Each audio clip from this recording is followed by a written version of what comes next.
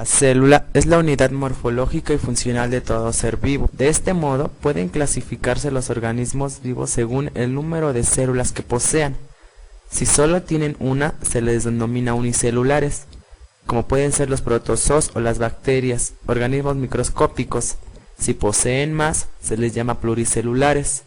Estos últimos tienen un número de células variables, de unos pocos cientos, como algunos nemátodos, a cientos de millones.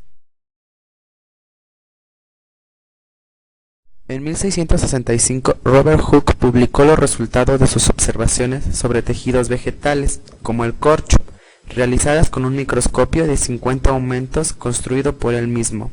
Este investigador fue el primero que al ver en esos tejidos unidades que se repetían a modo de celdillas de un panal, las bautizó como elementos de repetición, células.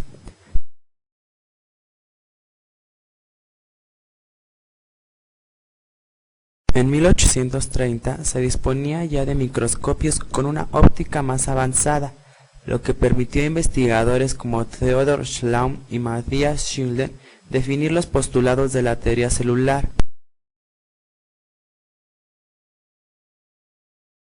El primer postulado dice que la célula es la unidad anatómica, es decir, que todos los organismos están formados por células.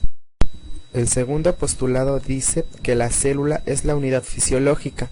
Este es un organismo en miniatura dotado de vida propia y encargado del desempeño de una actividad particular en la vasta función del cuerpo de las plantas y animales. Tercer postulado. Este dice que la célula es la unidad de origen. Esta no se engendra en el seno de los tejidos vivos por un acto de cristalización, sino en virtud de un fenómeno de generación.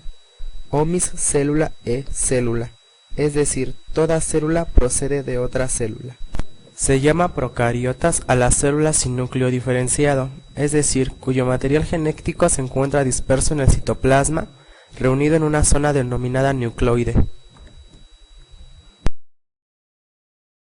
Denomina eucariotas a todas las células que tienen su material hereditario fundamental, su información genética, encerrado dentro de una doble membrana, la envoltura nuclear, que delimita un núcleo celular.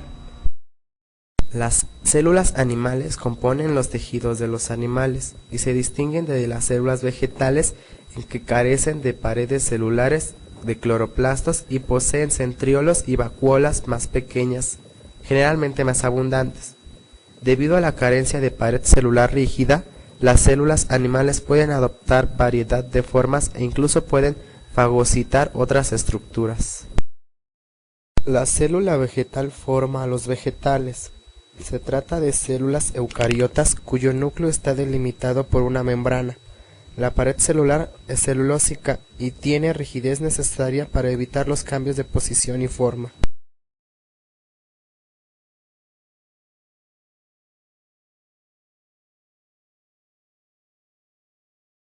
La membrana plasmática es una estructura laminada formada por lípidos con cabeza hidrofólica y cola hidrofóbica y proteínas que engloban a las células. Define sus límites y contribuye a mantener el equilibrio en el interior, medio intracelular, y el exterior, medio extracelular de estas. Está compuesta por una lámina que sirve de contenedor para el citosol y los distintos compartimientos internos de la célula, así como también otorga protección mecánica. Está formada principalmente por fosfolípidos, colesterol, glúcidos y proteínas, integrales y periféricas. El núcleo es un organelo membranoso que se encuentra en las células. Contiene la mayor parte de material genético celular, organizado en múltiples moléculas lineales de ADN de gran longitud, formando complejos con una variedad de proteínas para formar los cromosomas. El conjunto de genes de estos cromosomas se denomina genoma nuclear. La función del núcleo es mantener la integridad de estos genes y controlar las actividades celulares regulando la expresión genética.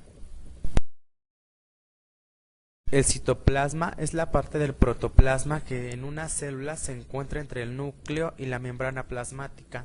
Consiste en una emulsión coloidal muy fina de aspecto granuloso. Su función es albergar a los orgánulos celulares y contribuir al movimiento de los mismos. El citoplasma se divide en ocasiones en una región externa gelatinosa cercana a la membrana e implicada en el movimiento celular, que se denomina ectoplasma, y una parte interna más fluida que recibe el nombre de endoplasma, y donde se encuentran la mayoría de los orgánulos. El citoplasma se encuentra en las células procariotas, así como en las eucariotas, y en él se encuentran varios nutrientes que lograron atravesar la membrana plasmática, llegando de esta forma a los orgánulos de la célula.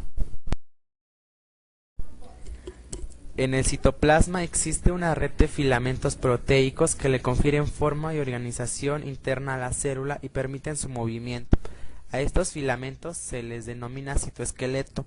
Existen varios tipos de filamentos: microfilamentos o filamentos de actina, típicos de las células musculares; microtúbulos, que aparecen dispersos en el hialoplasma o forman estructuras más complejas como el huso acrómico; filamentos intermedios, como los filamentos de queratina típicos de las células epidérmicas.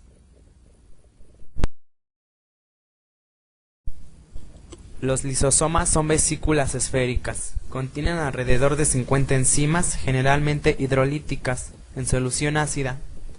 Las enzimas necesitan esta solución ácida para un funcionamiento óptimo.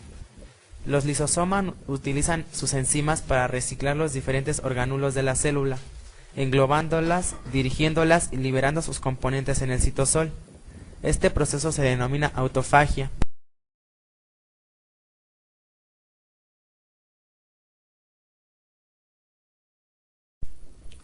Los ribosomas son gránulos citoplasmáticos encontrados en toda la célula y son portadores de ARN ribosómico. La síntesis de proteínas tiene lugar en los ribosomas del citoplasma.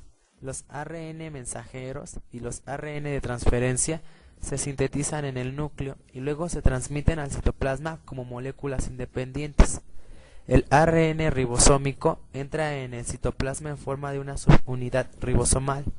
Dado que existen dos tipos de subunidades, en el citoplasma se unen las dos subunidades con moléculas de ARN mensajero para formar ribosomas complejos activos. Los ribosomas activos pueden estar suspendidos en el citoplasma o unidos en el retículo endoplásmico rugoso. Los ribosomas suspendidos en el citoplasma tienen la función principal de sintetizar las siguientes proteínas. 1. Proteínas que formarán parte del citosol. 2. Proteínas que construirán los elementos estructurales. Es un saco de fluidos rodeado de una membrana. En la célula vegetal, la vacuola es una sola de tamaño mayor. En cambio, en la célula animal son varias y de tamaño reducido. La membrana que la rodea se denomina tonoplasto. La vacuola de la célula vegetal tiene una solución de sales minerales, azúcares, aminoácidos y a veces pigmentos como la antocianina.